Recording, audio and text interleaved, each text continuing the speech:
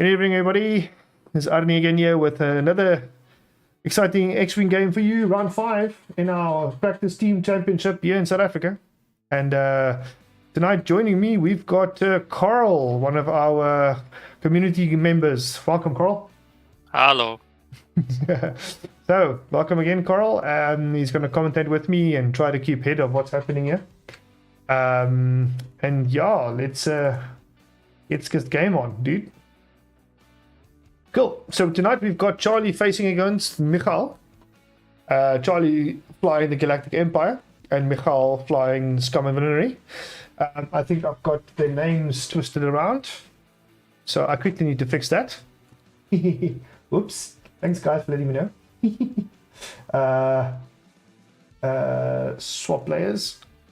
There we go. And swap names. There we go. Whee! It's so cool if you can do the stuff like this on the fly. Cool. So we've got Micheal on the left-hand side here, flying the Scum and Villainy. He's flying Old Taroch with in the Fang Fighter, Old Taroch with Predator, Fearless, and Beskar reinforced plating. We've got Sirius-Su in the Interceptor, flying with proton torpedoes. We've got the Rogue Class Starfighter, Mr. Dirge, with squad leader proton cannons. We've got Cavill in the BTL A4 Y-Wing, as well as Lima Kai, both of them in the Y-Wing. Cavill with marksmanship, dorsal turret, and R5P8. Lima Kai with iron torpedoes and Magpulse warheads. So he's got a few missiles and stuff to think about. So yeah, on the other side, we've got Charlie. Just a heads up, guys. Micheal won the initiative here, so he is busy setting up his stuff first. We're playing Assault on a Satellite Array. Assault on a Satellite Array is 5 objectives. Whoever is at the objective scores a point. If they're both at the objective, they don't score a point. So yeah, that's that scenario. Charlie is flying TIE Defender, Mr. Colonel Jendon from Battle of Endor. No escape, push the limit, proton cannons, and computer assisted handling. With the VT-49 Decimator, Mr. Rear Admiral, Ruthless, Death Troopers, Darth Vader, Agile Gunner, Electronic Baffle, and Dauntless. And then we've got TIE Bombers, we've got Deathfire and Thermic Spring. Deathfire with Swift Approach, Cannonets, and Proton Bombs. And Thermic Spring with True Grit, Plasma Torpedoes, and Iron Bombs. Both these from the what's the name is this? What expansion is this again? TIE Bomber expansion pack. So yeah, TIE Bomber expansion pack has got preset, same as Battle of Endor, it's got preset lists. So that's what you see here on the stream. You should see a few preset lists here on the stream, like that and like that. So yeah, Carl, sorry I've been rambling here. What do you think of this game for tonight? Who do you think will take this?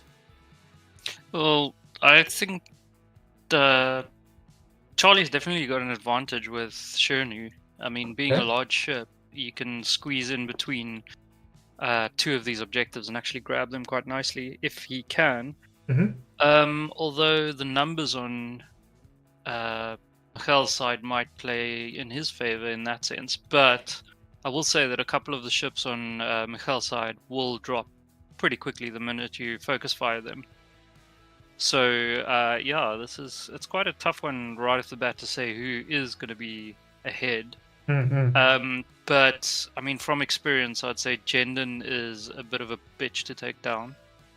So that is definitely which defender is it? going to be a strong one. Yeah, which defender is it?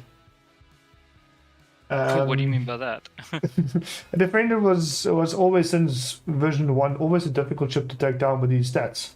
I mean, 3 defense dice, 3 attack dice, 3 hull, 3 shields, even 4. Oh yeah, but Fortress Jendon is just stupidly powerful. Yeah. He's like, I would say he's undercosted for what he can do. Yeah, they need to point him up a bit. So But yeah, don't let Thomas Mans hear us, okay?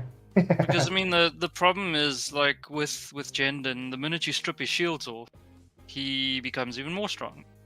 Well, not like even more strong is bad English there, but yeah, his defensive capabilities become slightly better as well. So I mean, sure, once you've stripped off shields, I mean, yes, he only has 3 hull then, but the chances of you actually stripping off those shields, if he's not using them to like get that extra range bonus, yeah.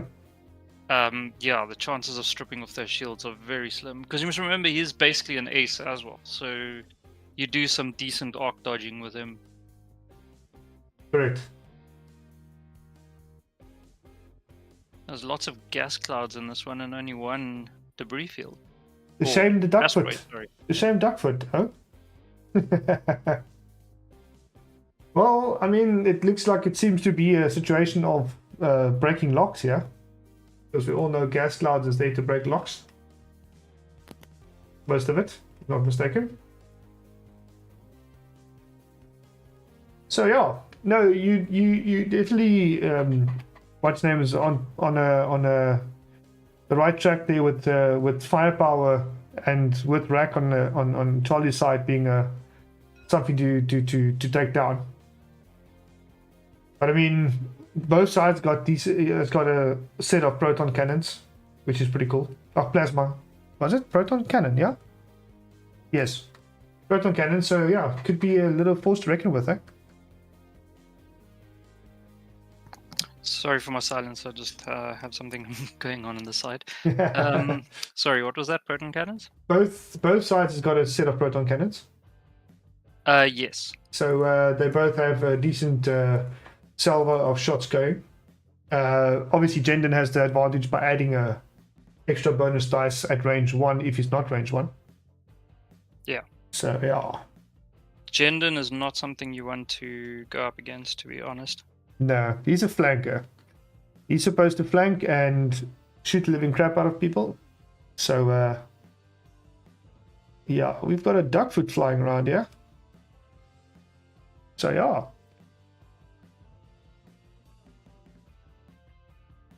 Anyhow. Right, so yeah, just to confirm, guys, for scoring of this scenario with the 5 satellites, each opponent that has more than the other opponent's ships within that area will score 1 point. Yes, so more of the ships in that area. If you have the same amount of ships in the area, obviously you don't score that points. Medium and large ships count as 2 ships. Yeah, no half points in this scenario, guys. Chance engagement was the half points one that was done last week. This one's got no half points. Right. So they are going to set up their ships now, guys. Pew, pew, pew, pew, pew. So Micheal won the toss. Yeah. He has a 5 across the board. Yes, he's 5 And Charlie has a 2 5s, and a 6. Yes. So the fire advantage for one massive salvo of firing will be more on Micheal's side if he wins the initiative most of the time. Because then the big massive salvo of firing will go wherever it needs to be first before Rack shoots. So I think in a way kind of that might be what Micheal would like, is to face off against these 5 ship. Sorry, these initiative 5. Sorry, I'm looking at 2 different things. I think that's what Micheal might need to do, is to lock down as much fire down on a Desi or a bomber as quick as possible by winning the initiative most of the time. That might be a good advantage for him. Well, look, it does depend on what Charlie presents to Carl. No, definitely. Yeah. No, definitely. But I mean, just having a whole list of 5s just doing their thing is always scary. 5 ships, same firing time, doing their thing. It's like, You.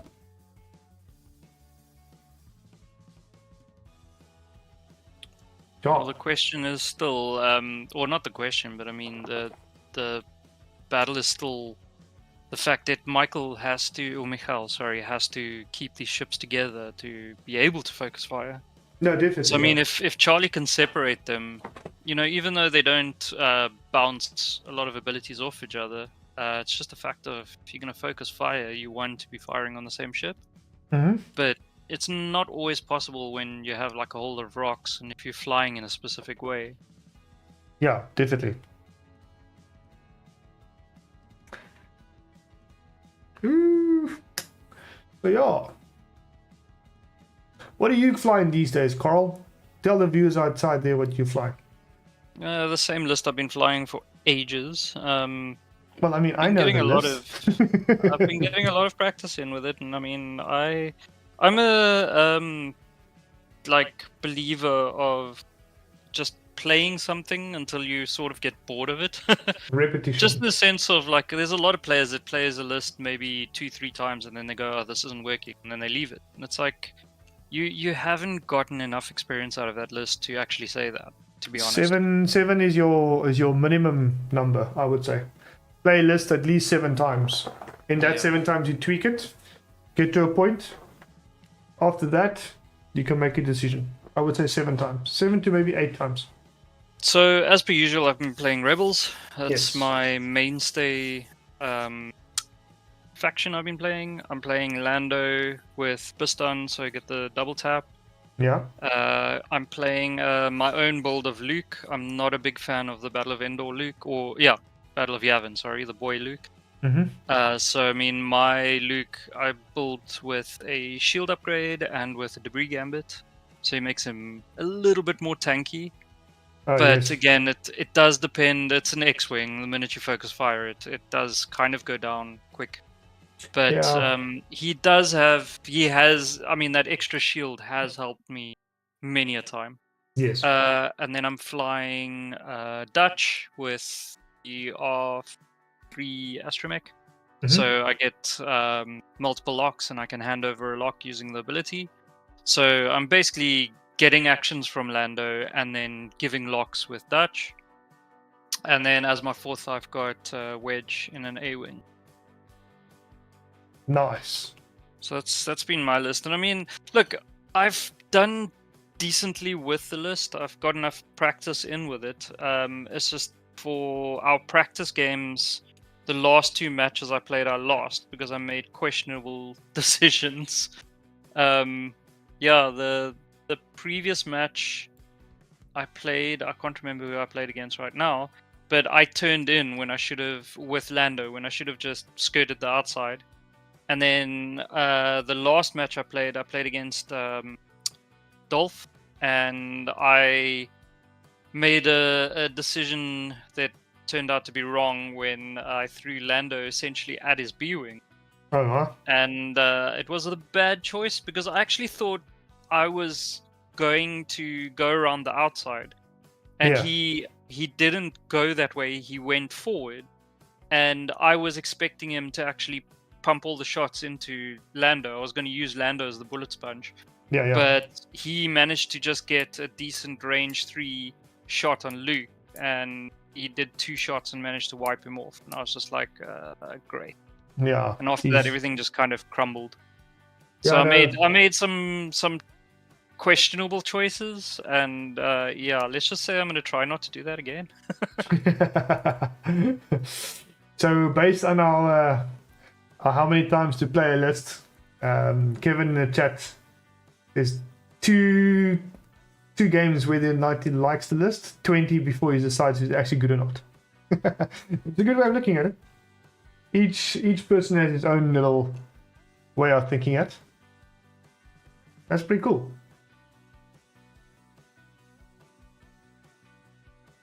So yeah. Well, I must say, I mean, I'm also flying this the same type of base list that Charlie is flying. There's obviously my rack is differently kitted out, as well as I've got the standard Tomax Bren and the standard Major Rhymer from the the old school bomber lists. So yeah, I like to do. I like to have my rack a little bit more defensive by putting Minister Tau on it. I can actually get a reinforce if I so forth didn't be able to get it with a pump. And I am damaged, so a little bit more defensive. The rest of the list is basically the same. I just have Veteran Talent Gunner on instead of Agile Gunner. And I don't have Electronic Baffle on, so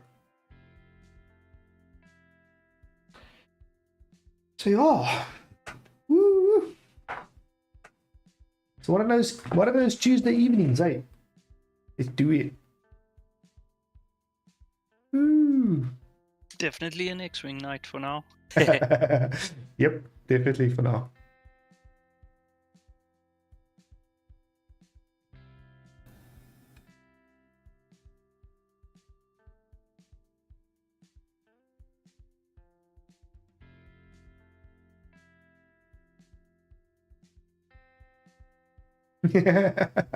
Well done. Welcome, Miss Elo.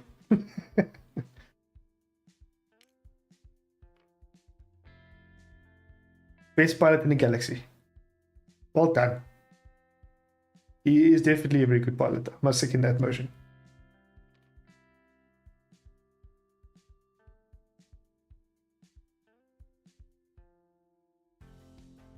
Okay, so Yeah. So what we see? Styles are down. Yeah, what we see now, basically, Micheal's got a spread down here on the left-hand side. Is he flying a little bit more into the middle? One bomber following and the other bomber is on the side here. We still have a Jendon to be placed.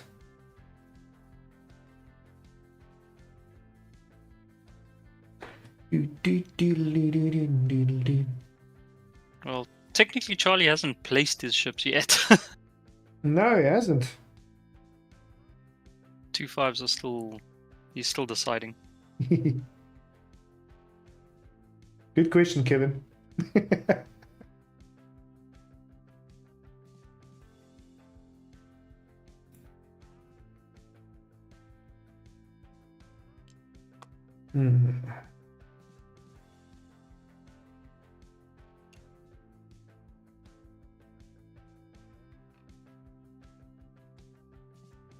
So Well, hey? If Kevin's saying she would be Padme, I mean, does that make Charlie Anakin? No man, no man. Elsha Ilov. It's Tien's wife. My husband Tien's is the best pilot in the galaxy. Okay. So that makes. But then would that make him Anakin? That would make him Anakin, yeah. Potentially. Well, is Anakin the best pilot in the galaxy, though? That's the question. That's the question. Or Miss Dabrin, depending on the preferred timeline. Okay. Cool. Anything is possible. Could even be a Star Destroyer pilot. Wouldn't be a Star Destroyer pilot. A Rebel Destroyer pilot. Something like that. Okay, so it looks like Charlie has now placed all his ships. So he just has to set dials. Okay, so I need to zoom out a little bit because he put his defender on top there, and that is where my what's his name is this? My information bars are, people. Okay, so they are deciding what they want to do with the times.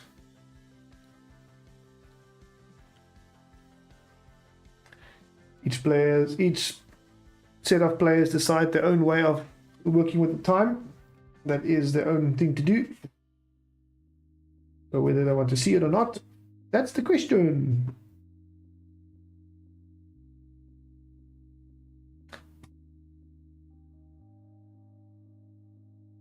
I always have my time hidden. Makes it more interesting You don't never know when the time is done.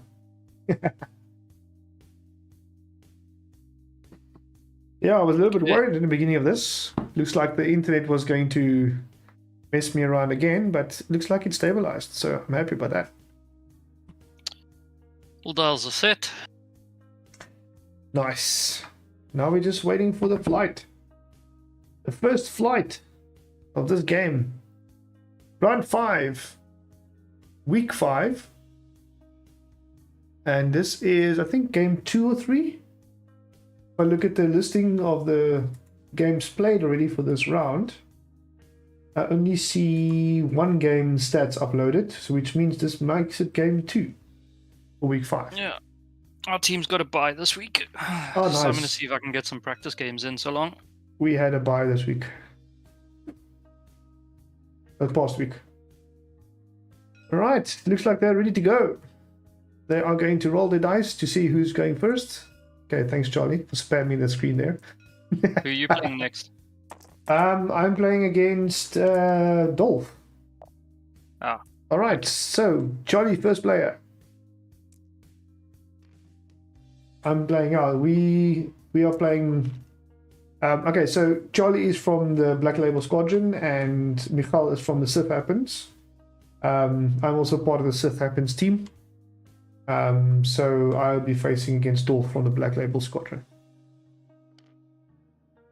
Alright, 2 straight from Deathfire, barrel roll to the left. DC going 1 straight.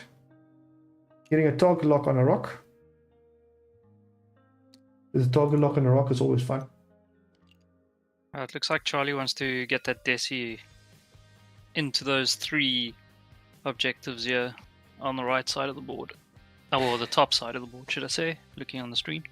Yeah, so that will be a good play to go put that Desi right in the middle of all 3 of them, being able to claim all 3 at the same time. I think Micheal is probably going to have a little bit of a tough time getting to the Desi through all the debris, or through all the clouds. While Jendon flies calmly from the top down, picking off ships. But you must underestimate the scum. The scum's got tricks up their sleeves. They've got tricks up their sleeves, and Micheal will not have placed the ships in this specific order for no reason.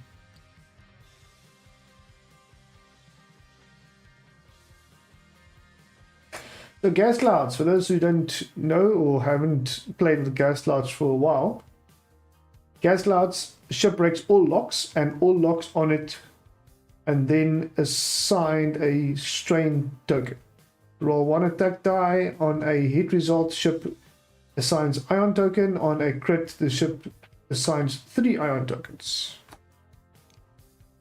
There you are.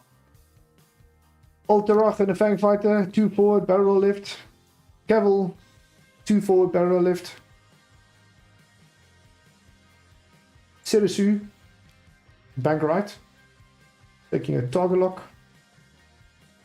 1 bank right there from Dirge.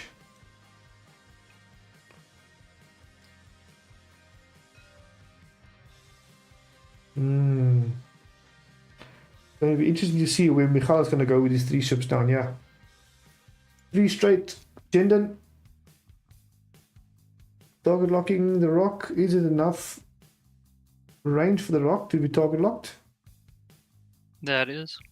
Is that enough? Yep, it's touching the rock. Okay. Should be enough. Let's give it him. It's fine. So that will be the target lock. Obviously from him moving 3 straight. Jendon 3 to 5 maneuver. You can apply a target lock on a enemy ship. This is an enemy ship.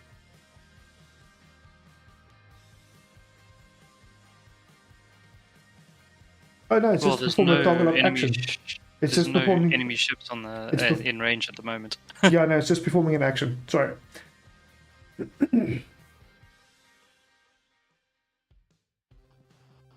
Oh, there's me still recovering from a little bit of flu, guys. So, yeah, I am still alive. Yay! Dun, dun, dun, dun. Dun, dun, dun, dun.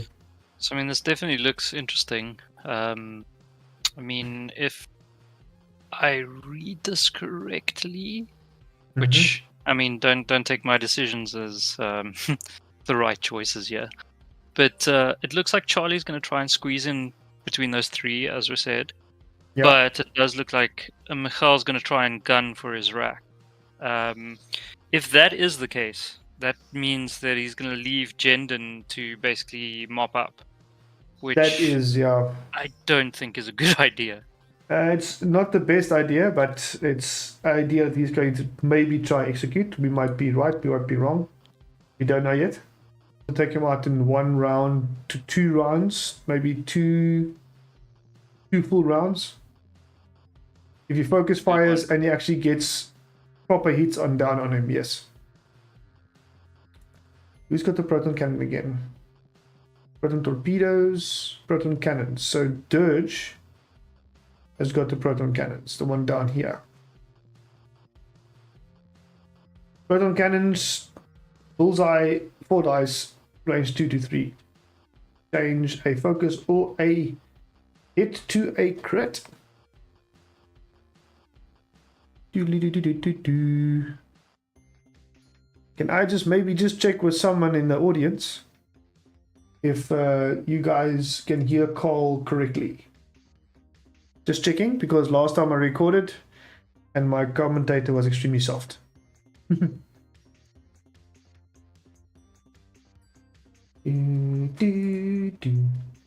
don't want that to happen again.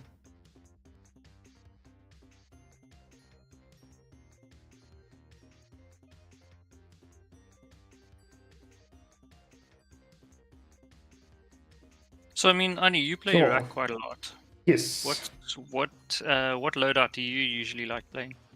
Well, at the moment, currently, my loadout is Ruthless, Minister Tau, Darth Vader, Veteran Turret Gunner, Dauntless, and I think that's the 4 of them. Only got 4 of them at the moment. Yeah, Ruthless, Minister Tau, Darth Vader, Veteran Turret Gunner, and Dauntless. So what does Minister Tal give you over the death troops? Okay, so Minister Tau allows me to do a reinforce once I am damaged. So I can do a red reinforce action. So I can get my target lock or my focus, whatever his name is this, and then start of engagement I can get a red reinforce.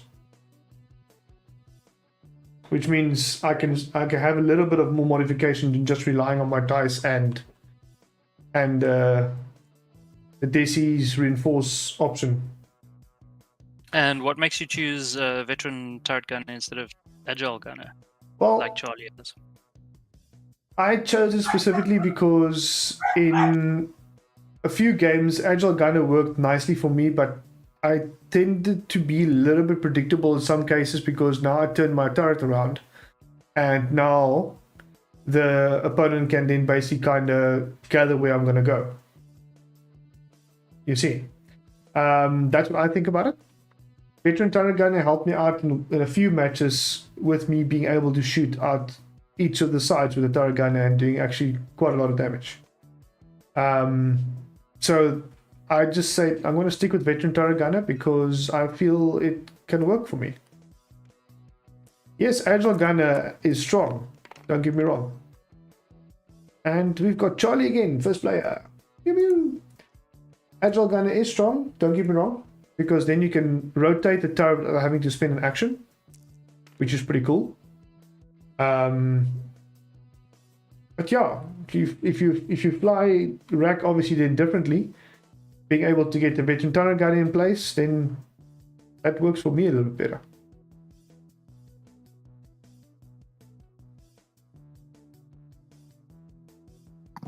Okay, so I mean, you opting for the double tap. I'm opting for the double tap if I can get it. Double tap out each side, essentially. Yes, correct. And there was a few games, like 40% of my games, I actually got to use it properly. That only works if you put the ship pretty much in the middle, though. Exactly, but that forces me to be able to fly much better than just flying and then relying on the agile gunner afterwards to make a different move. Hey, I might be wrong. Might be wrong. So yeah, what happened here now? So they fire straight 3 forward, Rack 2 forward, Tomix Bren 4 forward. We've got Limakai doing a 2 forward. And attempting the target lock. So Limakai has got proton torpedoes, I think.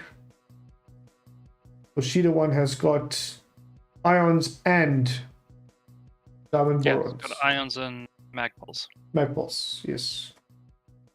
Yes, your magpulse is a little bit of a vicious controlling aspect. If an attack hits, defender suffers 1 crit, gains 1 deplete and 1 jam token. Then you cancel all the rest of the results.